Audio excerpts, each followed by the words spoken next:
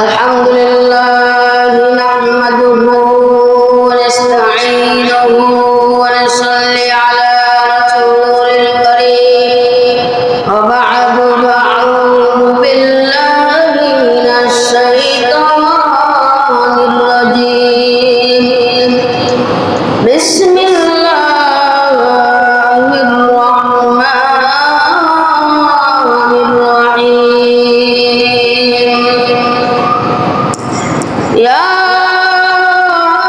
अय्युहल्लज़ीना आमनु इरकऊ वस्जुदू वअबुदू रब्बकुम वफ़अलुल खैरा लअल्लकुम तुफ्लिहून। वफ़ी हदीसिन अन उस्मान इब्न अफ़्फ़ान रज़ियल्लाहु तआला अन्हु قال رسول الله صلى الله عليه وسلم إن أفضلكم من تعلم القرآن وعلمه। আলহামদুলিল্লাহ, সমস্ত প্রশংসা সমস্ত গুণগান সেই মহান রব্বুল আলামিনের জন্য, যেই মহান রব্বুল আলামিন আমাদেরকে সাপ্তাহিক পবিত্র দিন জুমার দিনে কোরআন ও সুন্নাহ আলোকে আলোচনা করা শোনার তৌফিক দান করেছেন। সেই মহান রব্বুল আলামিনের প্রতি অসংখ্য শুকরিয়া জ্ঞাপন করি। আলহামদুলিল্লাহ, দরুদ ও সালাম বর্ষিত হোক হযরত মুহাম্মদ মুস্তাফা সাল্লাল্লাহু আলাইহি ওয়াসাল্লামের প্রতি।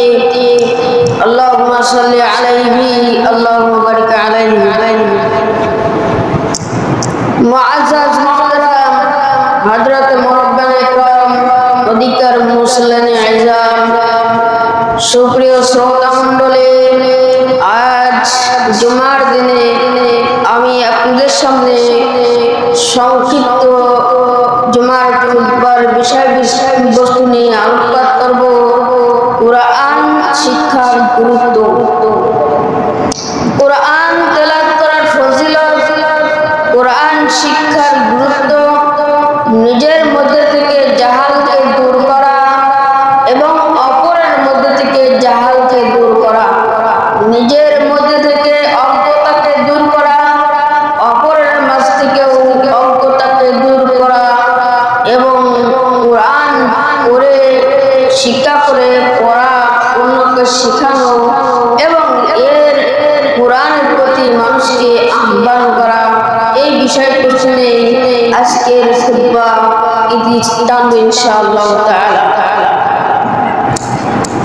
মহান আল্লাহ রাব্বুল আলামিন কোরআনের গুরুত্ব সম্পর্কে মহাগ্রন্থ আল কোরআনুল কারীমে বলেছেন, ইকরা বিসমি রাব্বিকাল্লাযী খলাক, পড়ো তোমার প্রভুর নামে যিনি সৃষ্টি করেছেন।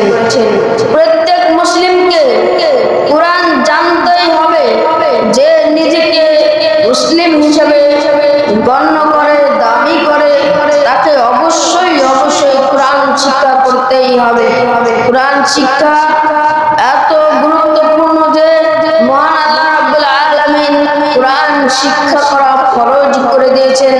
এই জন্যই তো তিনি বলেছেন, ইকরা বিসমি রাব্বিকাল্লাযী খলাক। সম্মানিত উপস্থিতি, আমরা সবাই জানি মহান আল্লাহ রাব্বুল আলামিন তার মহানবী, তার প্রিয় নবী হযরত মুহাম্মদ মুস্তাফা সাল্লাল্লাহু আলাইহি ওয়াসাল্লামের প্রতি সর্বপ্রথম যেই ওহী নাযিল করেছিলেন জাবাল নূরে সেই হেরা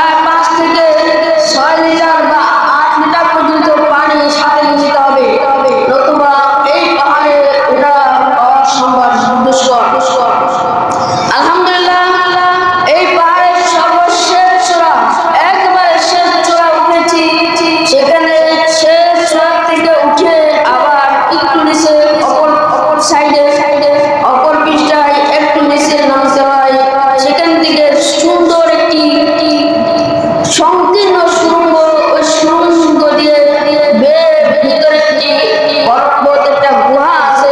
এই গুহার নাম হল হেরা। এই হেরা গুহার মধ্যে নবী সাল্লাল্লাহু আলাইহি সাল্লাম ধ্যান করতে।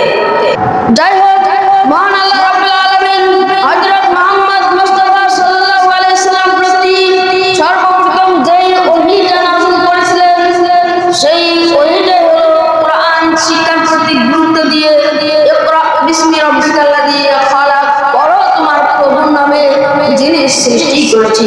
এখানে 5টি আয়াত আল্লাহ রাব্বুল আলামিন অবতীর্ণ করেছিলেন। কোরআন এমন একটি বিষয় যেটাকে অর্জন করতে হবে, শিখতে হবে, নিজে পড়তে হবে, আমল করতে হবে। অন্যের মধ্যে যে জাহালতা, অজ্ঞতা আছে সেটা দূর করতে হবে, এবং এই জাহালকে দূর করতে হলে আমাদের নিজেদেরকেও শিখতে হবে। আর কোরআন সর্বোত্তম ইবাদতের মধ্যে অন্যতম ইবাদত হলো কোরআন পড়া। উসমান ইবনে আফফান রাদিয়াল্লাহু তাআলা আনহু قال رسول الله صلى الله عليه وسلم إن أفضلكم من تعلم القرآن وعلمه। উসমান ইবনে আফফান রাদিয়াল্লাহু তাআলা আনহু থেকে বর্ণিত, তিনি বলেন রাসূলুল্লাহ সাল্লাল্লাহু আলাইহি ওয়াসাল্লাম বলেছেন, ইন্না আফদালাকুম, তোমাদের মধ্যে উৎকৃষ্ট ব্যক্তি, সর্বোত্তম ব্যক্তি, মান, ওই ব্যক্তি তাআল্লামাল কুরআন ওয়া আল্লামা, যে কুরআন নিজে শিখে এবং অন্যকে শিক্ষা দেয়। অন্য একটি হাদিসে এসেছে, খায়রুম মান তাআল্লামাল কুরআন ওয়া আল্লামা, তোমাদের মধ্যে সর্বোৎকৃষ্ট ওই ব্যক্তি যে নিজে কুরআন শিখে এবং অন্যকে শিক্ষা দেয়। কুরআন শিক্ষা করা, কুরআন পড়া এবং কুরআন শিক্ষা দেওয়া হলো উত্তম কাজ এবং উত্তম ইবাদত। এই সম্পর্কে একটি হাদিস শরীফে বর্ণিত হয়েছে, আন আসির ইবনে জাবির রাদিয়াল্লাহু তাআলা আনহু قال رسول الله صلى الله عليه وسلم أفضل العبادة قراءة القرآن। অন্য জায়গায় রয়েছে আফজালুল ইবাদা তিলাওয়াতুল কুরআন, কুরআন তেলাওয়াত করা, কুরআন শিক্ষা করা, কুরআন পাঠ করা সর্বোত্তম ইবাদত। সর্বোত্তম ইবাদত হলো কুরআন পাঠ করা, কুরআন শিক্ষা করা, কুরআন এর ধারক বাহক হওয়া, কুরআন পাঠ করা, কুরআন শিক্ষা করা, কুরআন অনুযায়ী নিজের জীবনকে পরিচালনা করা, কুরআন অনুযায়ী নিজেকে আমলে পরিণত করা। হাদিস শরীফে এসেছে, আন আব্দুল্লাহ ইবনে মাসউদ রাদিয়াল্লাহু তাআলা আনহু قال رسول الله صلى الله عليه وسلم من قرأ حرفا من كتاب الله। আব্দুল্লাহ ইবনে মাসউদ রাদিয়াল্লাহু তাআলা আনহু থেকে বর্ণিত, তিনি বলেন রাসূলুল্লাহ সাল্লাল্লাহু আলাইহি ওয়াসাল্লাম বলেছেন, মান ক্বারা হারফান মিন কিতাবিল্লাহ, যে ব্যক্তি আল্লাহর কিতাব থেকে তথা কুরআন থেকে একটি হরফ পাঠ করবে, একটি হরফ তেলাওয়াত করবে, একটি হরফ পড়বে, ফালাহু হাসানা, তার জন্য রয়েছে একটি নেকি, তার জন্য রয়েছে একটি সওয়াব। ওয়াল হাসানাতু বিআশরি আমসালিহা, এক নেকি 10 নেকির সমান। অন্যান্য আমল করলে যেই 10 নেকি হয়, কুরআন তেলাওয়াত করলে একটি নেকি তার 10 নেকির সমান হয়। লা আকুল, আমি বলবো না আলিফ লাম মিম হারফুন, আলিফ লাম মিম হারফুন, এটা আমি বলবো না। লাকিন, কিন্তু আলিফুন হারফুন ওয়া লামুন হারফুন ওয়া মিম হারফুন, আলিফ একটি হরফ, লাম একটি হরফ, মিম একটি হরফ। এখানে আমরা পেলাম সূরা বাকারার শুরুতে আলিফ লাম মিম আছে। এই আলিফ লাম এখানে 3টি হরফ আছে, আর এক একটি হরফের বিনিময়ে যদি 10টি নেকি বা 10টি সওয়াব হয়, তাহলে 3টি হরফের নেকি বা সওয়াব হবে 30টি। এরকম মান আল্লাহ রাব্বুল আলামিনের পবিত্র কোরআনে কতগুলো হরফ আছে, কতগুলো নেকি হবে আপনারা বিবেচনা করে দেখেন। আপনারা অবশ্যই কোরআন পড়বেন।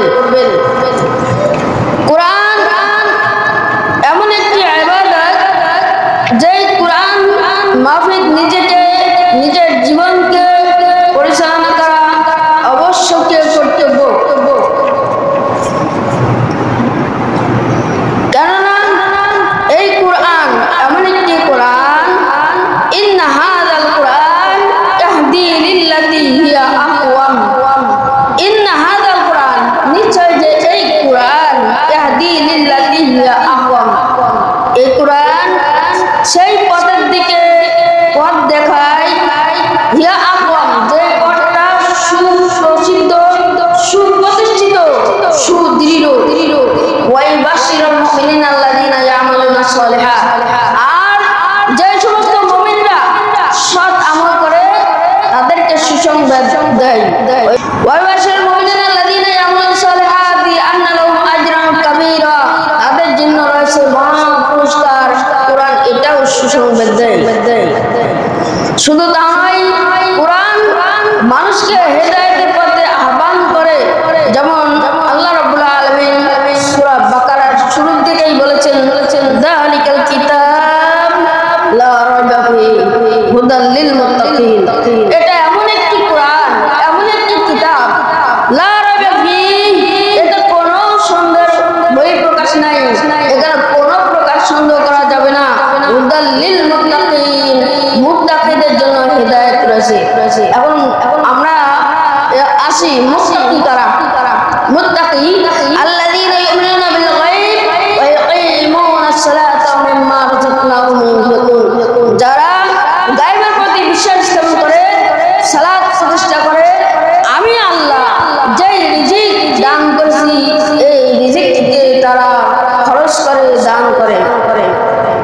সম্মানিত উপস্থিতি, কোরআন নিজের মধ্যে যেমন শিক্ষা করতে হবে, কোরআন যেমন তেলাওয়াত করতে হবে নিয়মিত, অনুরূপভাবে অন্যের মধ্যে যে জাহাল রয়েছে, অজ্ঞতা রয়েছে, তারা যে কোরআন শিখতে পারে নাই, তারা যে কোরআন জানে না, এই জন্য তাদেরকেও শিক্ষা দেওয়ার জন্য আমাদের আলেম সমাজকে এগিয়ে আসতে হবে। রফুল জাহাল আন নাফসিহি ওয়া আন গায়রিহি, নিজের মধ্যে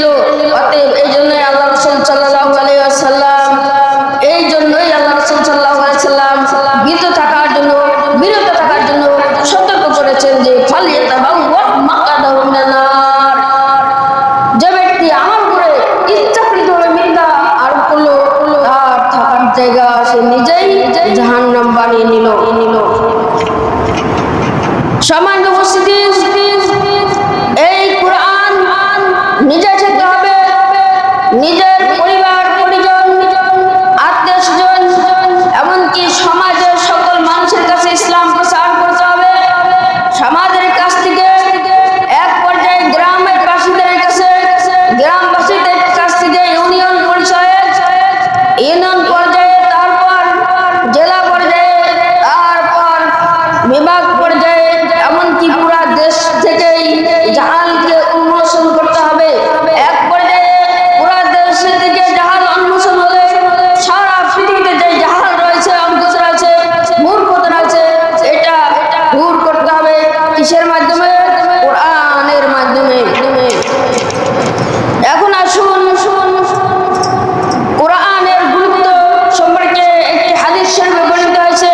আন জাবির ইবনে আব্দুল্লাহ রাদিয়াল্লাহু তাআলা আনহু قال خرج علينا رسول الله صلى الله عليه وسلم ونحن نقرأ القرآن وفينا العربي والأعجمي فقال اقرأوا فكل حسن وسيجيء أقوام يقيمونه كما يقام القدح يتعجلونه ولا يتعجلون رواه أحمد وأبو داود وبيهقي। বিশিষ্ট সাহাবী জাবির ইবনে আব্দুল্লাহ রাদিয়াল্লাহু তাআলা আনহু থেকে বর্ণিত, তিনি বলেন, খরাজা আলাইনা রাসূলুল্লাহ সাল্লাল্লাহু আলাইহি ওয়াসাল্লাম, রাসূল সাল্লাল্লাহু আলাইহি ওয়াসাল্লাম আমাদের মাঝখানে বের হয়ে আসলেন। রাসূল সাল্লাল্লাহু আলাইহি ওয়াসাল্লাম আমাদের মাঝখানে বের হয়ে আসলেন, তার বাসা থেকে, তার ঘর থেকে, তার কামরা থেকে, তার হুজরা থেকে বের হয়ে আসলেন। আর আমরা মসজিদে বসেছিলাম। ওয়া নাহনু নাকরাউল কুরআন, এমত অবস্থায় আমরা কোরআন তেলাওয়াত করতেছিলাম, কোরআন পড়তেছিলাম। ওয়াফিনাল আরাবী ওয়াল আজামী, আমাদের মাঝে আরবি ছিল, অনারবি ছিল। আমরা যেমন দেখি মদিনা বিশ্ববিদ্যালয় থেকে বিভিন্ন মসজিদে এবং শহরে যাই, বিশেষ করে মসজিদে নববীতে নিয়মিত যাই আমরা। আলহামদুলিল্লাহ, এই নববীতে দেখা যায় আরবি অনারবি অসংখ্য মানুষ সেখানে কোরআন তেলাওয়াত করে। বিশেষ করে সৌদি আরবে যারা প্রকৃত আরবি, এদের সাথে যারা অনারবি তারাই বেশি। অনেক মানুষ সৌদি আরবে বসবাস করে। তো যেভাবে আমরা নিজ চোখে দেখেছি, সেই নিজ চোখে দেখার স্মৃতিপটটা রাসূল সাল্লাল্লাহু আলাইহি ওয়াসাল্লামের জামানার দিকে আমরা ইঙ্গিত পেয়েছি। জাবির ইবনে আব্দুল্লাহ রাদিয়াল্লাহু তাআলা আনহু থেকে বর্ণিত, জাবির ইবনে আব্দুল্লাহ থেকে বর্ণিত, তিনি বলেন, খরাজা আলাইনা রাসূলুল্লাহ সাল্লাল্লাহু আলাইহি ওয়াসাল্লাম, একদিন আমাদের নিকটে নবী সাল্লাল্লাহু আলাইহি ওয়াসাল্লাম বের হয়ে আসলেন। ওয়া নাহনু নাকরাউল কুরআন, এমন সময় আমরা কোরআন তেলাওয়াত করতেছিলাম। ওয়াফিনাল আরাবী ওয়াল আজামী, আমাদের মাঝে ছিল আরবি অনারবি। ফাকাল, তখন নবী সাল্লাল্লাহু আলাইহি ওয়াসাল্লাম বললেন, ইকরাউ, তোমরা সুন্দর কাজ করছো, পড়ো। আল্লাহ রাসূল সাল্লাল্লাহু আলাইহি ওয়াসাল্লাম বললেন, ইকরাউ, তোমরা পড়তেছো, পড়ো। ফাকুল্লুন হাসানুন, তোমরা সবাই মঙ্গল, তোমরা সবাই উত্তম কাজ করতেছো।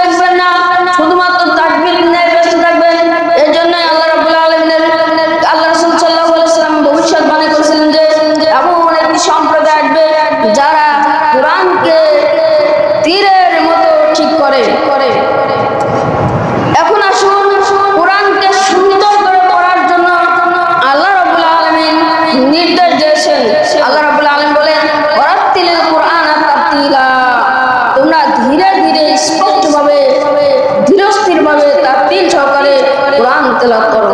শুধু তা নয়, কোরআন সুন্দর করে পড়া যাবে, সুমধুর কণ্ঠে কোরআন পড়া যাবে।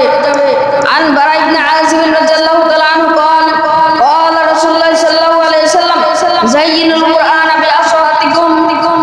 বারা ইবনে আযিব রাদিয়াল্লাহু তাআলা আনহু থেকে বর্ণিত, তিনি বলেন রাসূলুল্লাহ সাল্লাল্লাহু আলাইহি ওয়াসাল্লাম বলেছেন, যায়িনুল কুরআন বিআসওয়াতিকুম, তোমরা কোরআনকে সুমধুর কণ্ঠে তেলাওয়াত করো, তোমরা সুমধুর শব্দে কোরআনকে সৌন্দর্যমণ্ডিত করো।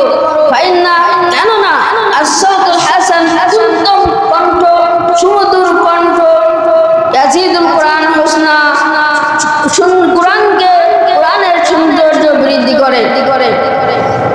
এখন আসুন, কোরআন মানুষকে বিপদ থেকে সৎ পথে পরিচালিত করে, মানুষকে বিপদ থেকে পথ দেখায়। জাবের ইবনে আব্দুল্লাহ রাদিয়াল্লাহু তাআলা আনহু থেকে বর্ণিত, তিনি বলেন আল্লাহ রাসূলুল্লাহ সাল্লাল্লাহু আলাইহি ওয়াসাল্লাম বলেছেন, আম্মা বা'দ, অতঃপর হামদ ও সানার পর খায়রুল হাদিসি ফাইন্না খায়রুল হাদিসি কিতাবুল্লাহ, নিশ্চয় সর্বোত্তম বাণী হলো আল্লাহর কিতাব। খায়রুল হাদি হাদি মুহাম্মাদিন সাল্লাল্লাহু আলাইহি ওয়াসাল্লাম, সর্বোত্তম পথ হলো মুহাম্মদ সাল্লাল্লাহু আলাইহি ওয়াসাল্লাম পথ, সর্বোত্তম হেদায়েত হলো মুহাম্মদ সাল্লাল্লাহু আলাইহি ওয়াসাল্লামের হেদায়েত। ওয়া শাররুল উমুরি মুহদাসাতুহা, এবং সমস্ত নিকৃষ্ট কাজের মধ্যে অন্যতম নিকৃষ্ট কাজ হলো দ্বীনের মধ্যে নব আবিষ্কার করা। কুল্লু বিদআতিন দালালা, এবং বিদআত, প্রত্যেকটি বিদআত হলো পথভ্রষ্টতা। কোরআন মানুষকে বিপদ থেকে রক্ষা করে, এই সম্পর্কে হাদিস শরীফে বর্ণিত হয়েছে। আন মালিক ইবনে আনাস রাদিয়াল্লাহু তাআলা আনহু قال قال رسول الله صلى الله عليه وسلم تركت فيكم امرين لن تضلوا ما تمسكتم بهما كتاب الله وسنة رسوله। মালিক ইবনে আনাস রাদিয়াল্লাহু তাআলা আনহু বর্ণিত, তিনি বলেন রাসূলুল্লাহ সাল্লাল্লাহু আলাইহি ওয়াসাল্লাম বলেছেন, তারাকতু ফীকুম আমরাইন, তোমাদের মাঝে আমি এমন দুটি জিনিস রেখে আসছি। রাসূলুল্লাহ সাল্লাল্লাহু আলাইহি ওয়াসাল্লাম বিদায় হজ্জের ভাষণে সেই মক্কায় তিনি এমন একটি ঘোষণা, আরাফার ময়দানে ঘোষণা দিলেন, তারাকতু ফীকুম আমরাইন, আমি তোমাদের মাঝে এমন দুটো জিনিস রেখে আসছি, লান তাদিলু মা তামাসসাকতুম বিহিমা, যেই দুটো জিনিস ধরে রাখতে পারলে, আঁকড়ে ধরে রাখতে পারলে তোমরা কখনো পথভ্রষ্ট হতে পারবে না, তোমরা কখনো বিপদগামী হতে পারবে না। সেই দুটো জিনিস হলো কিতাবুল্লাহ, আল্লাহর কিতাব কোরআন, ওয়া সুন্নাত রাসূলিহি, এবং মুহাম্মদ সাল্লাল্লাহু আলাইহি ওয়াসাল্লাম, অর্থাৎ আল্লাহর রাসূলের সুন্নাহ, অর্থাৎ সুন্নাহ হাদিস। যে ব্যক্তি কোরআন এবং হাদিসকে আঁকড়ে ধরবে মানে সেই অনুযায়ী জীবন পরিচালনা করবে, সে কখনো পথভ্রষ্ট হতে পারবে না, সে কখনো বিপদগামী হতে পারবে না। এখন আসুন, সালাতেও কোরআন অপরিহার্য। সালাতেও কোরআন পড়তে হবে। সালাতে যে ব্যক্তি কোরআন পড়বে না, তার সালাত হবে না। তবে যে ব্যক্তি কোরআন পারে না, তার কথা ভিন্ন। কেননা এ সম্পর্কে একটি হাদিস শরীফে বর্ণিত হয়েছে। আন উবাদাহ ইবনে সামিত রাদিয়াল্লাহু তাআলা আনহু আন্না রাসূলুল্লাহ সাল্লাল্লাহু আলাইহি ওয়াসাল্লাম قال, উবাদাহ ইবনে সামিত রাদিয়াল্লাহু তাআলা আনহু থেকে বর্ণিত, আন্না রাসূলুল্লাহ সাল্লাল্লাহু আলাইহি ওয়াসাল্লাম قال, রাসূল সাল্লাল্লাহু আলাইহি ওয়াসাল্লাম বললেন, লা সালাতা লিমান লাম ইয়াকরা বিফাতিহাতিল কিতাব, লা সালাতা, সালাত হবে না, ওই ব্যক্তির সালাত হবে না।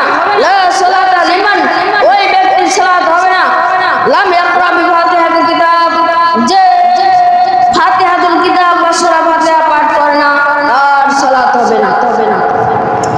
এই ঘোষণাটা হলো খাস। এই ঘোষণাটা হলো তাকবীরে তাহরিমার পর, ইস্তিফতাহ সানার পর, আউযু বিল্লাহি বিসমিল্লাহ পড়ার পর, এই যে ঘোষণা যে লা সালাতা লিমান লাম ইয়াকরা বিফাতিহাতিল কিতাব, যে ব্যক্তি সূরা ফাতিহা পাঠ করবে না, তার সালাত হবে না। এই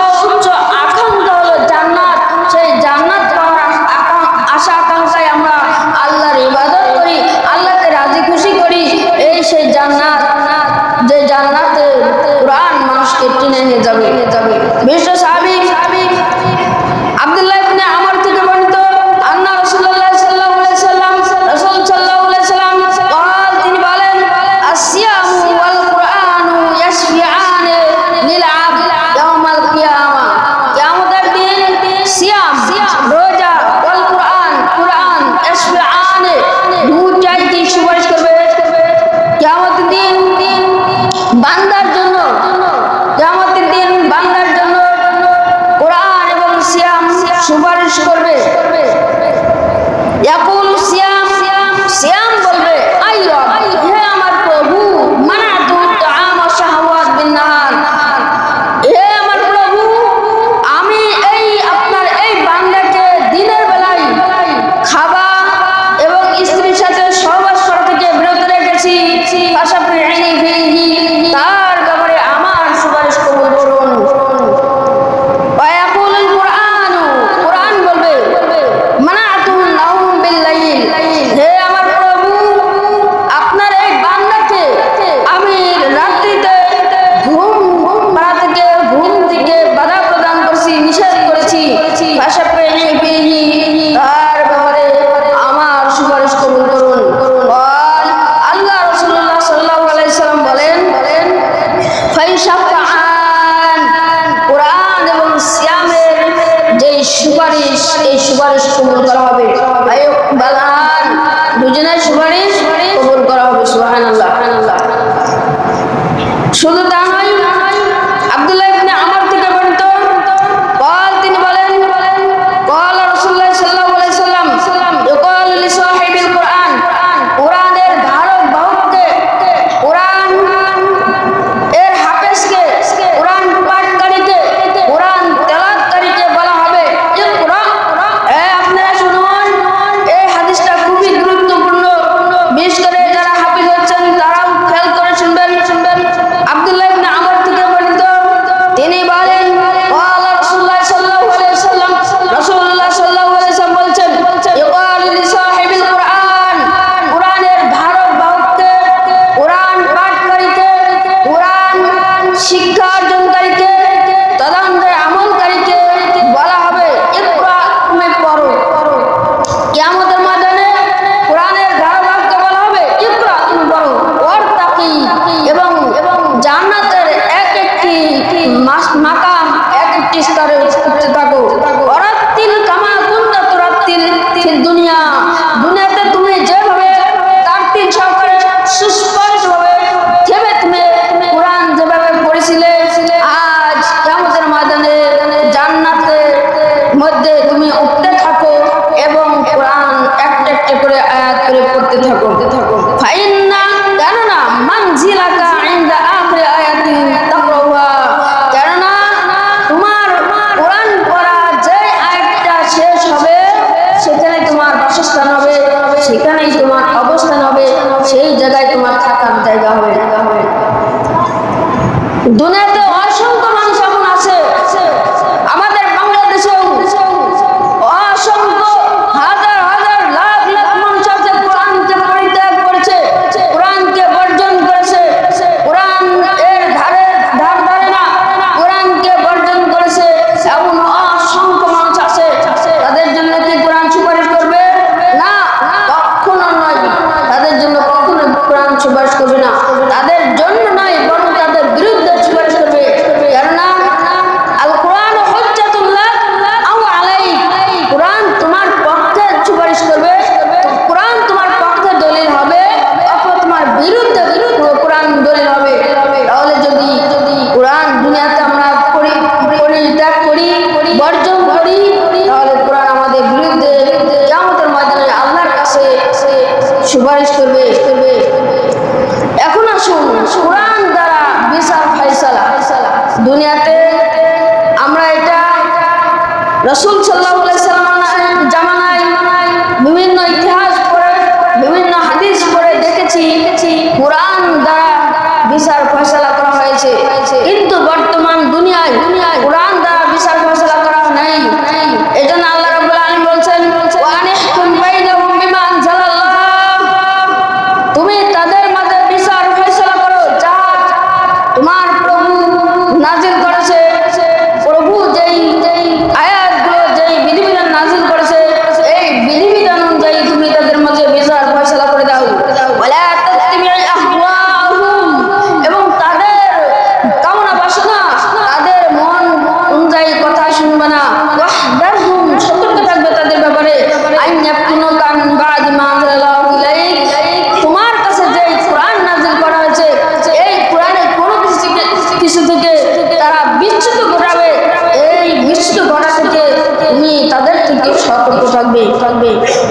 সম্মানিত মুসলিম, আল্লাহ রাব্বুল আলামিন বলেন ইনিল হুকমু ইল্লা লিল্লাহ, সকল বিধান আল্লাহরই। আমারা তিনি আদেশ দিয়েছেন আল্লাহ তা'বুদু ইল্লা ইয়্যাহ, তোমরা আল্লাহ ছাড়া কারো ইবাদত করবে না, তোমরা আল্লাহ ছাড়া কারো কাছে মাথা নত করবে না, আল্লাহ ছাড়া কারো কাছে অনুগামী অনুসরণ করবে না। যালিকা দ্বীনুল কাইয়্যিম, এটাই হলো সরল সঠিক পথ। ওয়ালাকিন্না আকসারান নাস লা ইয়ালামুন, কিন্তু অনেক মানুষ এই ব্যাপারে জানেই না। আল্লাহ তাআলার সকল বিধান আল্লাহ তাআলার জন্যই, তিনি আদেশ করেছেন যে তোমরা আল্লাহর ইবাদত করো, আল্লাহ ছাড়া কারো ইবাদত করো না, আর এটাই হলো সঠিক পথ। আপনারা দেখেন আপনার আশেপাশে অনেক হিন্দু সমাজ আছে, হিন্দুদের যে ধর্ম এটা বেঠিক পথ, এটি সঠিক পথ নয়। যারা মাজার পূজা করে, যারা কবর পূজা করে, যারা খ্রিস্টান, ইহুদি, নাসারা, বৌদ্ধ, যত রকম ফিরকা আছে, যত রকম দল আছে, মত আছে, যত রকম ধর্ম আছে, সব ধর্ম বাতিল বাতিল বাতিল। একমাত্র কেবলমাত্র ইসলাম ধর্মই সঠিক। যালিকা দ্বীনুল কাইয়্যিম, এটাই হলো সঠিক ধর্ম, এটাই হলো সঠিক ধর্ম। ওয়ালাকিন্না আকসারান নাস লা ইয়ালামুন, আর অধিকাংশ মানুষের এই ব্যাপারে কোনো কিছুই ধারণা রাখে না। একটি মানুষের বিবেক কত দূর নষ্ট হয়ে গেছে, একটি মানুষের বিবেক কত নষ্ট হয়ে গেছে, যেই মানুষ তার নিজ হাতে একটি মূর্তি তৈরি করছে, যেই মানুষ তার নিজ হাতে একটি কবরকে তৈরি করলো, সেই কবরের কাছে মাথা নত, সেই মূর্তির কাছে মাথা নত, বিবেক একেবারে ব্রেন ওয়াশ করে ফেলেছে। একবার নাস্তিকরা, ইহুদি, খ্রিস্টানরা, হিন্দুরা আপনার বিবেককে, আপনার মাথাকে, ব্রেনকে একেবারে ওয়াশ করে ফেলেছে। এমন ভাবে অসংখ্য সুন্নি নামের ভণ্ডরা আপনার ব্রেনকে নষ্ট করে ফেলছে। দিনে দিনে আল্লাহ রাব্বুল আলামিনের কোরআন এবং রাসূল সাল্লাল্লাহু আলাইহি ওয়াসাল্লামের সুন্নাত থেকে আপনাকে বেখবর করে দিচ্ছে। এই মূর্তি পূজা, এই পীর পূজার প্রতি তারা উৎসাহিত করছে মানুষদেরকে। আল্লাহু ইয়াহকুমু